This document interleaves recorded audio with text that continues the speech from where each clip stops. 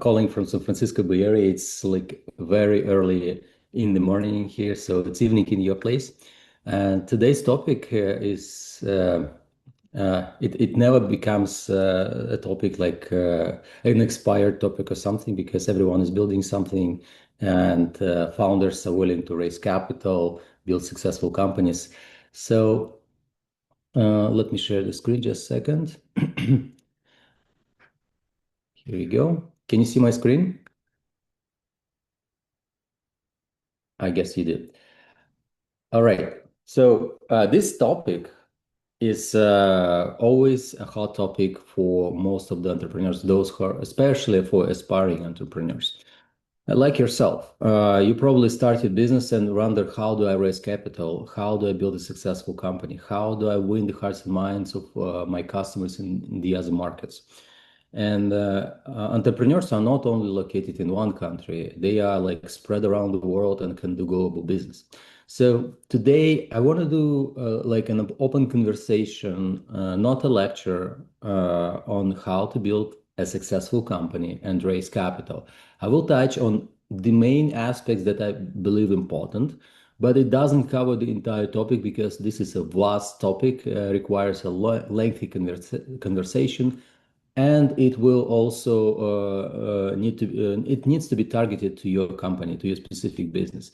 That is why I'll do my quick presentation. You may ask me questions during my presentation, so I can answer right on the spot. But after that, I suggest we do a Q&A, and maybe I answer your specific questions so that it could help you to proceed faster with your stuff. All right, let's start with me. This is me. You probably seen my LinkedIn. If you haven't connected with me on LinkedIn, this is the QR code. But this is about building your reputation in the industry. Your presence on social media is important. So myself, I'm in the business in the Bay Area for 12, maybe 13 years, almost like that.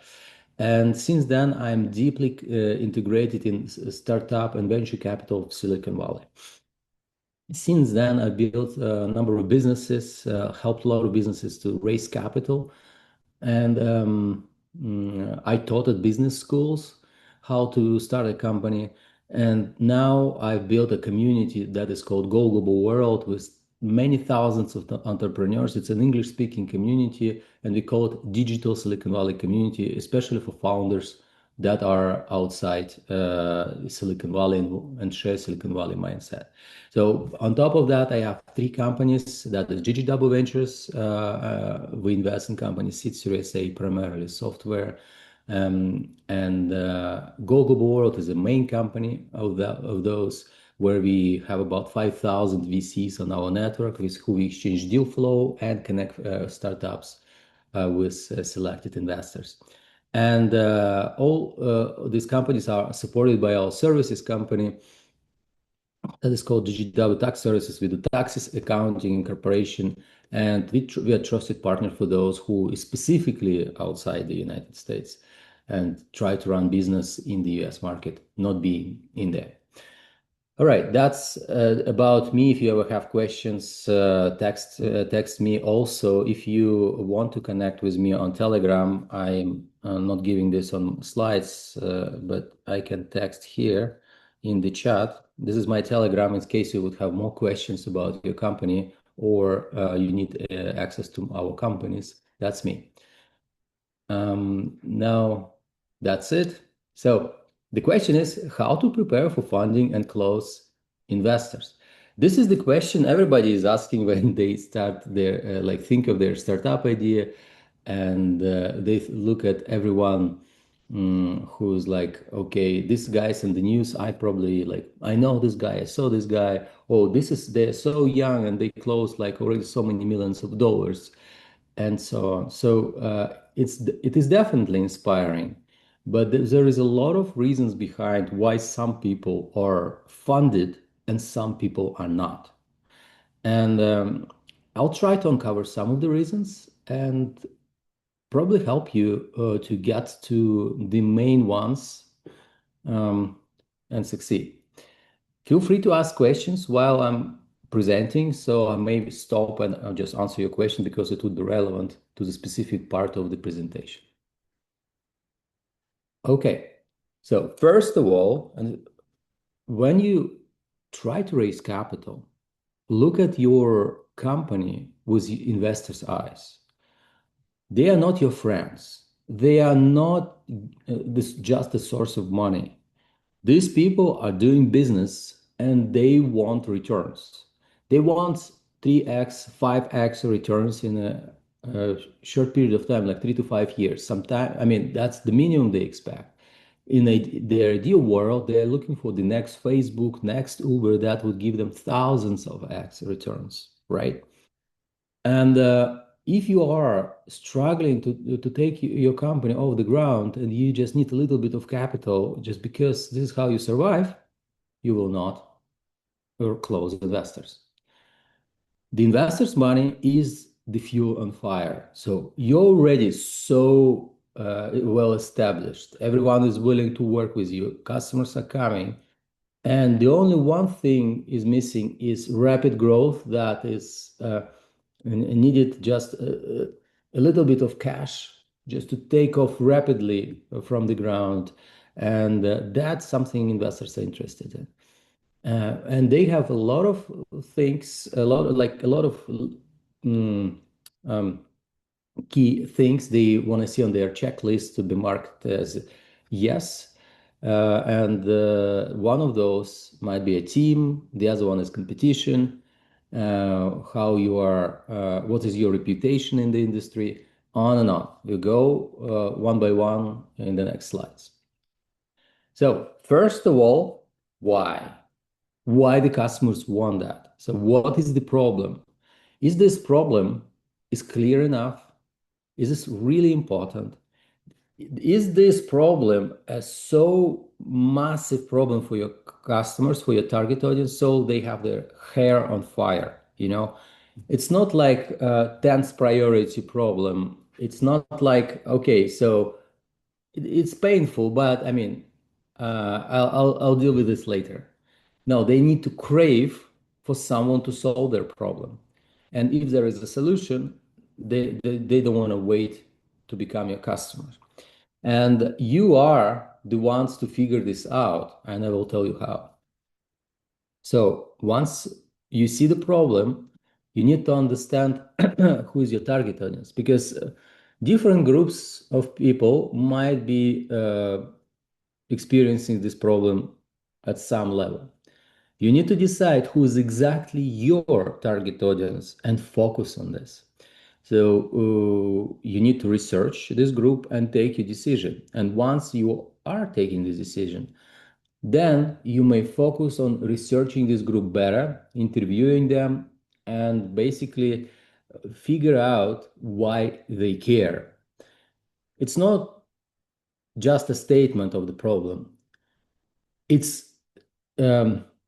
something that you need to understand why. And I will stop on this specifically on a separate slide because this is important. When you offer your solution to the problem, it's not just a logical solution just because you can build something awesome or something. This is a specific value proposition that must solve a problem. And if this does not fully solve a problem and clearly solve a problem for the customer, you will struggle to sell it. If you can't transmit your value in a simple way to your investors, then they won't become your investors. So coming to problem and idea validation is not just you figure out, oh, I know the problem. If you know the problem, it's not the problem. You need to validate this problem is really true for your customers, for your specific target audience. And once you have your hypothesis of this problem, you go to your customers and start interviewing them. And there are plenty of ways of how to do customer development interviews. And I really encourage you to research this topic because this is one of the cornerstone, like the essential steps in your fundraising or building your business, because this is where you would deeply understand your customers. So research this topic. It might sound boring and it might sound repetitive, but this is exactly the first step you need to do with any business to understand your customers. And so once you have the problem, you go to your customers, research them, interview them.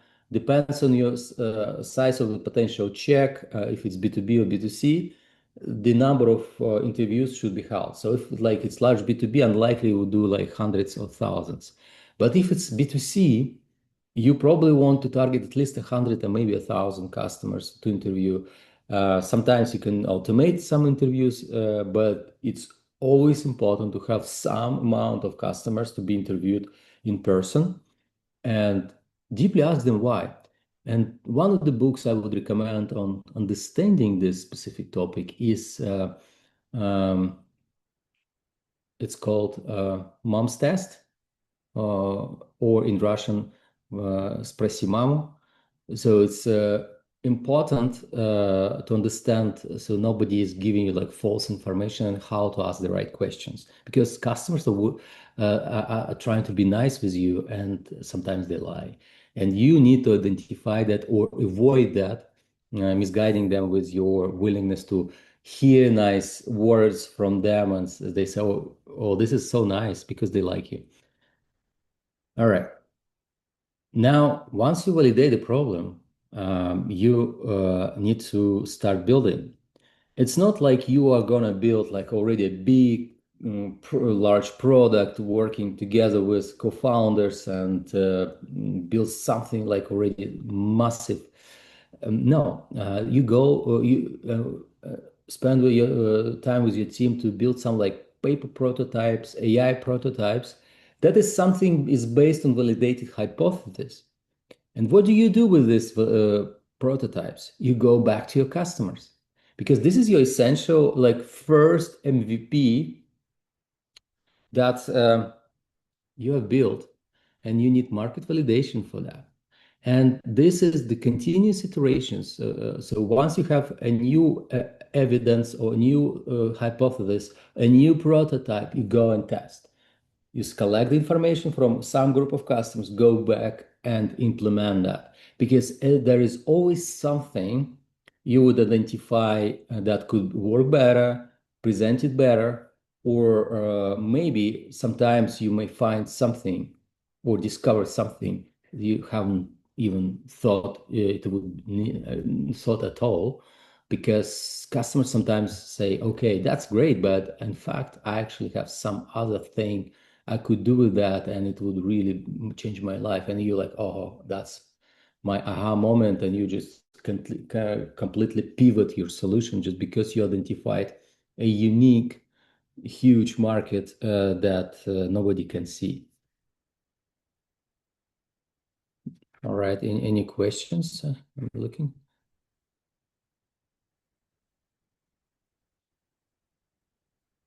Okay, so if you have questions, I can answer or I can answer them after the presentation.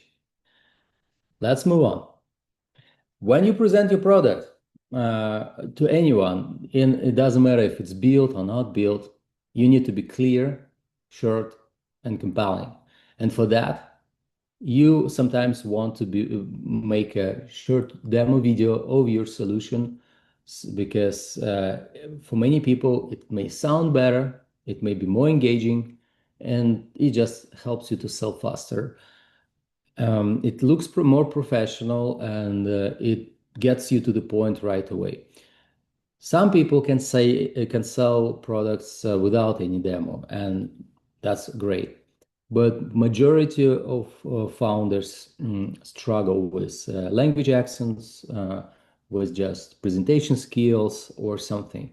So help yourself with something that you can do at home, or spend some time and make great. So then it would simplify your sales process. Your like it will help you to inspire in the investors as well. And it's just easier to distribute a link before connecting with anyone to have first impression.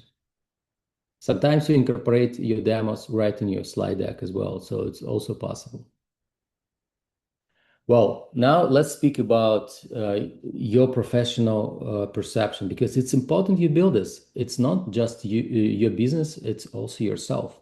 So when we talk about your business, you got to have a simple, clear, and clean website. So make this one pager looking modern. Now with AI, you can build this like in minutes and hours or something, and make it look professional, clean, and fresh, so that it could position yourself like an established business. It's not like something like in progress and nothing you can show. You don't have to put every piece of information in there. Make it look enough so people have positive impression. Collect feedback. It's also something that you can ask customers, is it clear or not? But you don't spend much time on this if you are fully focused on your product. And but positive impression of yourself is important. Otherwise, you would have to sell yourself, spending more efforts on that. If you are building something like complex that is hard to explain, you are so like advanced PhD and you understand your topic so well, but others don't get you, like they don't understand DNA sequences or like deep coding stuff or whatever, um, then you don't try to explain this in depth. Instead, prepare a video that could explain this complexity. Sometimes it's difficult to show how the product works on your slide deck for investors. And founders just prepare like 30-second video, 15-second video, just to show how this complexity works in a simple language.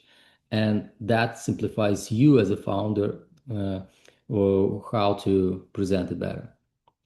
Be well presented on social media. Many founders don't develop their social media at all, which is surprising nowadays. But sometimes they put like on their Telegram or LinkedIn, like avatars of like cartoons or strange pictures. They put their strange names in their social media accounts. This is something others are looking at. And this is something create your impression about you. Maybe it was fun when you were at school or university or wherever, and maybe it's fun between friends. But if you are in business, make yourself present it well. Especially LinkedIn, it has to be active. It has to have a good picture. It has to have English only language in there if you are targeting Western world. It's just so obvious, but for some reason, many founders are not doing this, and it gives you so much pushback. You don't even know about that, and you asking like, why am I rejected? Oh, this guy just kind of strange or something, because like they got their impression on based on your social media, which you didn't even care to make looking professional, just good. And if you are targeting Western world and plan to sell it or raise capital in the Western world, you gotta speak well English. You gotta work on your accent, and accent is just such a problem for many. I still have an accent, but I keep working on this and work on your phonetics. This is important because otherwise we look so kind of not their tribe. And everyone likes to deal with people like themselves, like-minded people. Oh, and if you are looking like a stranger and sound like a stranger, you are creating some like psychological resistance in their minds. Why would they deal with you? So one of the ways to break this ice is to minimize your accent and just speak good English. So if you're investing in yourself, invest in your language, invest in your English like crazy. It will pay you off, and I can tell you from myself. Now, let's talk about the market. This is something you know well, I'm sure, since you are from Astana Hub and just working in your startups. But this is something and every investor is looking at very carefully. Sometimes they find an idea, okay, that's great team, that's amazing idea, but the market is so small, they don't see returns in there and they will say no. You got to find a market that would at least be like $1 billion service obtainable market. Um, and an example here is, for example, how you look at tam, sam, som. That's a typo in here, SIM should be. So, for example, OpenAI market or AI market, that would be like huge, massive market. But what would be the service obtainable market? That's the market where, for example, uh, uh, generative AI is focused, and we can narrow this down to generative AI only. And there would be several companies on this market, including yours. That would be service available market. And then service obtainable market is something that you realistically can capture if you get to if you solve the problem you're trying to solve for your target audience. And that could be like a specific GenAI service you try to solve for your specific group of customers. And that would be your market that you're trying to explain to investors and target for yourself. Okay, competition. Competition is something that is not a problem sometimes. It's great to have. Because if you are saying, I don't have competitors, you are creating a problem for yourself. Most of the investors don't believe that any product have no competition. If there is no competition, there might be a reason why. Maybe it's just a bad idea to work on. And it's just such a red flag. And you got to find your competitors very, very carefully. And if you have competitors, it's great to have them because they develop your market. They already have some information for you. Yes, they are first, and you would need to find ways to compete with them. But that's the second problem. The first problem, if there are competitors, because if not, then you have to develop this market that might cost a lot to yourself and to your investors. If you have since you should have competitors, how would you compete with them? How would you position yourself that you would not look like them? You would look very competitive solution, but better for your customers. And the question here is, first, you need to position your product building relevance to the market. For example, Anthropic is a generative AI, a very good generative AI product with a chatbot like OpenAI. OpenAI is the leader. Anthropic appeared after them. So they had very good chatbot as well. So people could probably do the same in a chatbot. But OpenAI was already on the market. Why would I use Anthropic instead? So Anthropic said, we are the best AI model for people who code. Because OpenAI didn't focus on that. Coding through OpenAI is not as good as through Anthropic. And this is where Anthropic positioned themselves. We are the best for developers who build products fast. And that made them relevant, but also different. So they identified the problem that OpenAI is not targeting well and they're being criticized by their customers. So Anthropic focused on being a good solution, but focus on something, some segment that their target audience would appreciate, and that was coding. So differentiation is an important thing to stand out on the market for your target audience. And if you are competing against big companies, That's exactly how you do it because they cannot be perfect for everyone. They also try to segment market. They also try to be best for their target customers. There is always a big mass of customers that are asking for something these companies are not willing to give it full satisfaction. And this is your opportunity. You go narrow to the small problem and try to be the best and different to that small group of customers.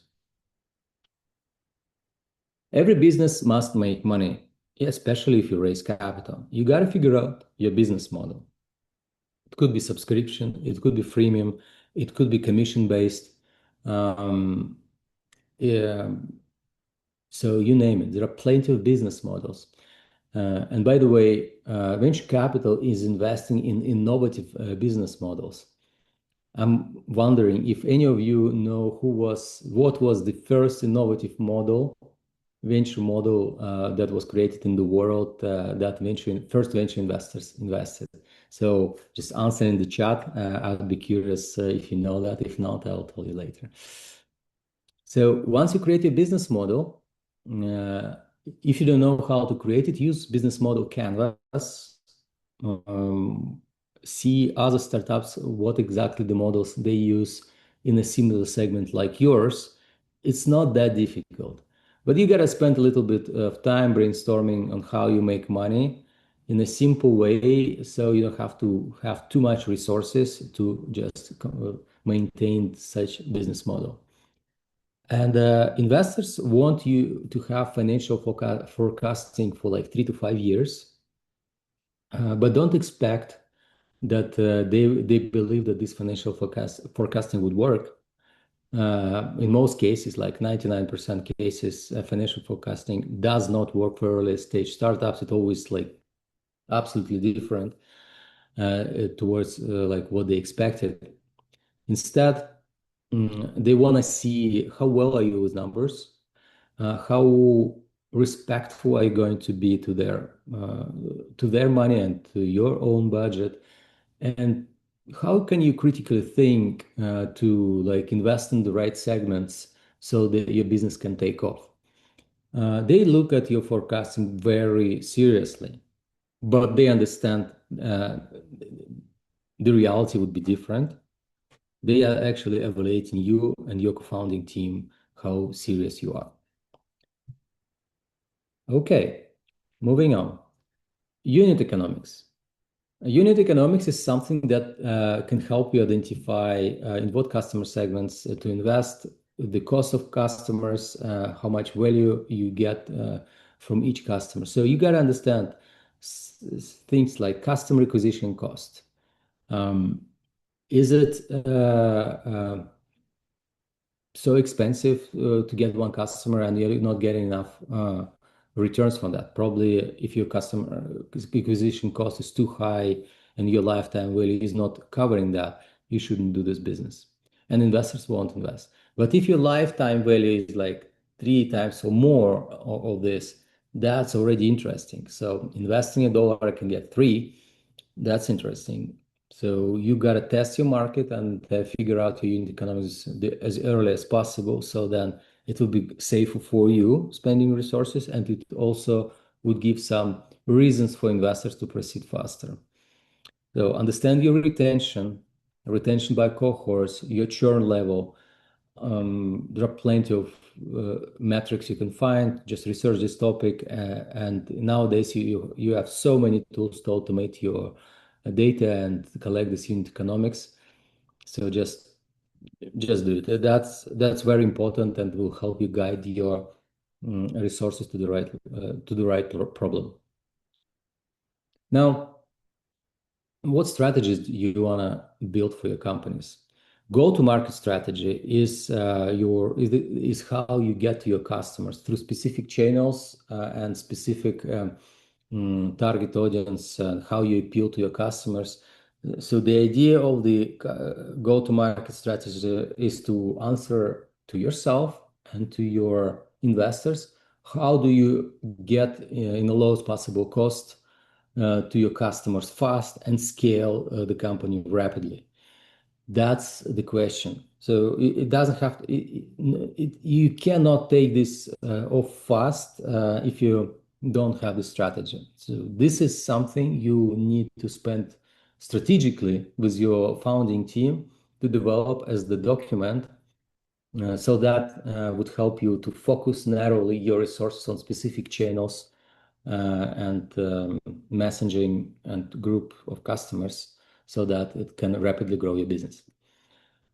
You're not starting with just one market. Nowadays, business can access any market. And if you don't, your competitors will. It's not a question if, but when. That's why you got to build your global strategy and decide which market you're starting with first. For example, you may say, we are in Kazakhstan, we are starting like small in Kazakhstan, and then we expand to the United States. I mean, why not? But at the same time, if you don't do it right away for the United States market, which is the largest, you might just misunderstand the market, and the audience might be so different. So starting from your local market, not always a good idea. But starting from the United States market may help you have enough resources to get over any other market. This is something you need to think carefully so that it would be the best for your business. Exit strategy. As an investor, I want to know your exit strategy already now. Like, okay, you're building this product. So when do I get my money back? In 3 years, 5 years, 15 years? Like, tell me, like, what is your strategy? I want 5, 10x returns as soon as possible. So sometimes an exit could be an IPO, sometimes acquisition, and you got to be convincing on that. For example, one of the ways is that we are building this hardcore tech software in biotech companies, and we saw previously this and that company that was after like 2-3 years acquired by big pharma, and we are seeing ourselves being acquired as well in 3 to 5 years. So that's probably one of our strategies. Others may say IPO or something, so just think of that. But be logical and research previous examples so that could be convincing, and mention companies who could acquire you. I specifically left strategic partners as an open topic for you to think of. But strategic partners are those who can help you get to the market faster. For example, you're selling a product, like digital product from Kazakhstan to the United States, and you don't know anyone in the United States.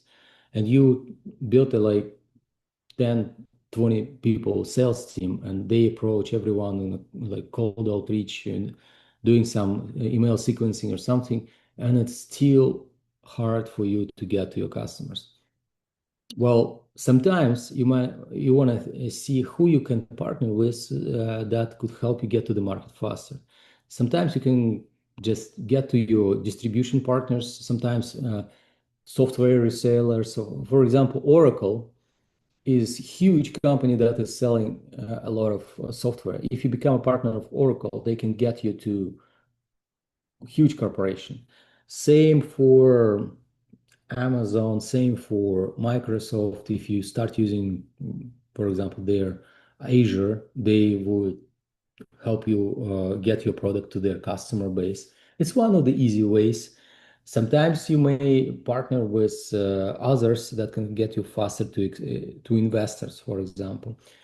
Some law firms partner with your potential investors because those investors were their customers, and they can just bring you to them very easily. So think of which channels you need help, and think of those strategic partners who can get you access to the market faster at a lower cost. So then you don't need to do everything yourself. It's really important. Every startup is using strategic partners. And that's a painful one. Wise selection of co-founders is actually the big problem because according to statistics, I might be wrong with numbers. It's about 35, maybe 40%. I'm not sure exactly according to statistics. Startup fail because of wrong co-founders or just for co-founders didn't find a match after being working on a project for quite some time. And so they sue each other, they fight, and it's just killing the product. So when you select your co-founders, it's not about friendship or old friends or something. You got to really carefully think of their competencies, how their competencies would solve exactly the problem your team needs to solve, and how they are committed, what is their reputation, the background, and how much um, equity is everyone is sharing. So if you are hiring, for example, a technical co-founder, I give him like 5% of the company and you own 95%, what motivation can you talk about? Like he may get an offer and leave. Same for the salespeople. If you give him like 5, 10% equity, and this founder is in charge for sales, then it's also like unequal distribution of equity. In every case is different, I know, but if you are talking about the founding team,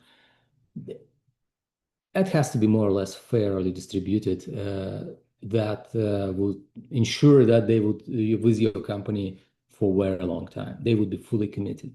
One of the ways to distribute equity fairly, use a co-founder equity calculator on just Google it, and you would it is good to start the conversation just to discuss the exact contribution of everyone, and it would help you to simplify calculating who is contributing what and how much equity should it worth. And then you negotiate internally, and then you sign a document. Legal is important because this is something you initially commit to legally, and then this is how you distribute your rights, distribute your equity. So it's important with what lawyer you're working with, and what is their reputation. Are they really working with startups? Because there are plenty of lawyers on the market. They can open you a company, but not very, not too many of them worked with startups and understand venture capital. Because for venture capital, you got to ensure like specific set of documents that needs to be built with the right language. So then you don't have to hire lawyers again and again to spend too much resources on that. Because investors, when they look at your documents, they started asking extra questions, and you got to clarify it with lawyers. You got to be prepared right away for fundraising, not to do much extra legal work to close your investors. So in ideal world, you just incorporate with the right lawyer and you don't even do any extra legal work for your pre-seed or seed round because you incorporated well, you have all the incorporation documents already prepared for yourself. Have you done 83B election? Have you paid taxes for your shares? Have you done any investing?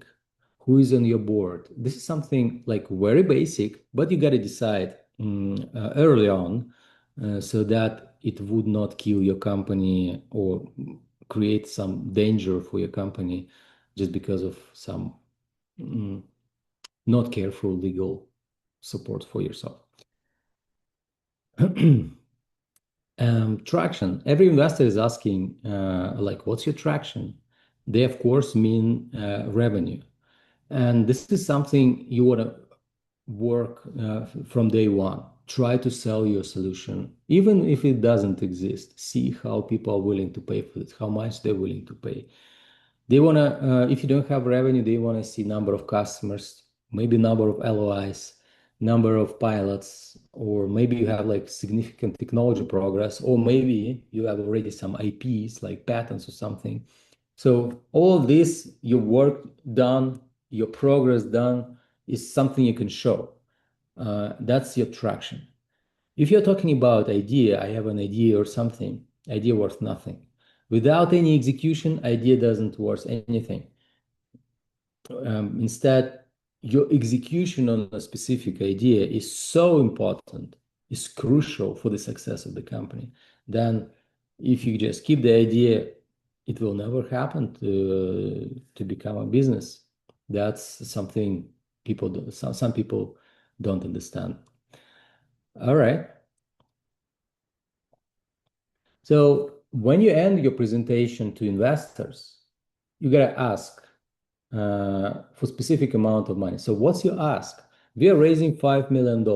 And what terms?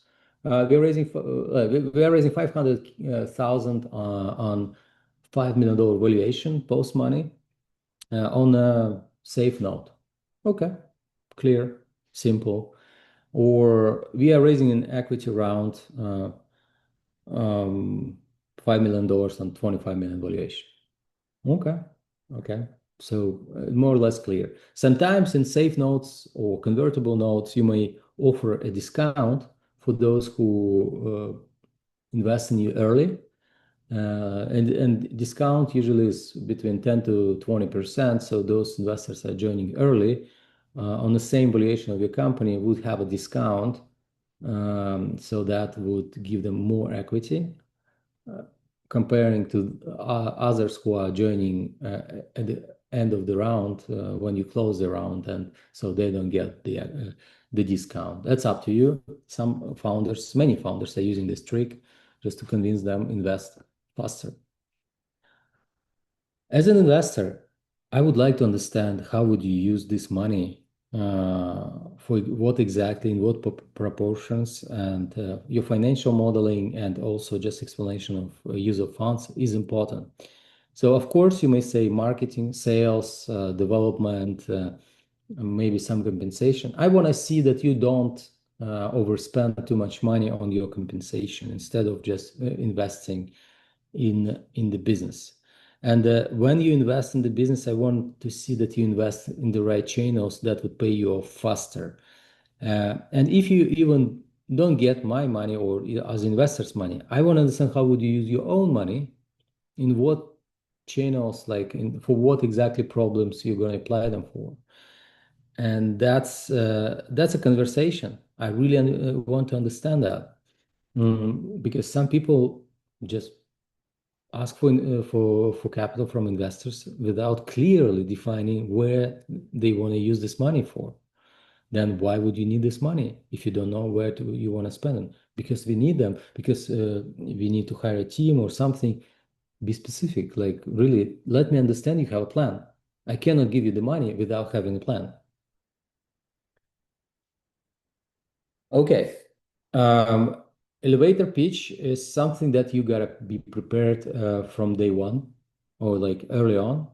It's 15 to 30 seconds, sometimes 60-second elevator pitch, which you can start delivering right away at any moment.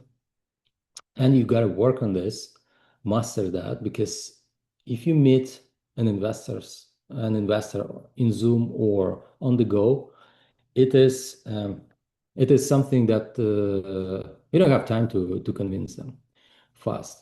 So be prepared to give them specific, like we are working on this problem for this specific target of audience.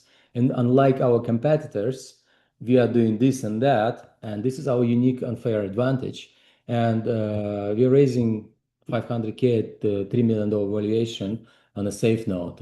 Do you know any investors, or would you recommend any investors to discuss that? So that might be one of the simple ways to start the conversation so that it could lead you to a full, proper conversation with a potential investor. We gotta have several pitch decks for presenting in person, for live pitching. That should be clean, concise, not much information. And every slide is creating a question. You are the answer.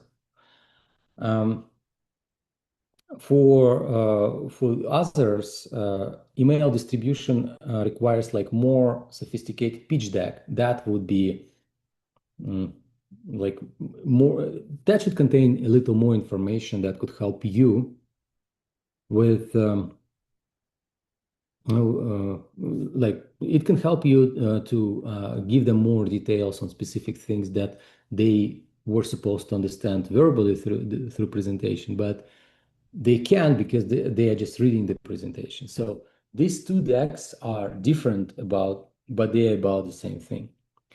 Executive summary is a document well used in the United States before the pitch deck. Usually you send the executive summary to most of the investors so they can read one pager, keep it as a one pager, discussing in a very concise way what exactly you do, why you're different, how much you're raising, what is your team, in a very, very concise way. Don't make your text too small there.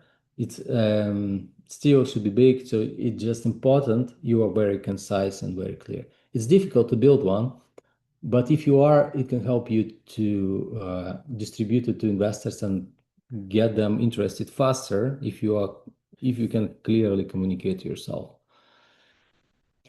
So once you raise capital, it's not the work done, it's the real work just begins. And with that, I would like to close my presentation and open for questions. We have like a little bit of time. And these are my contacts. You can email me at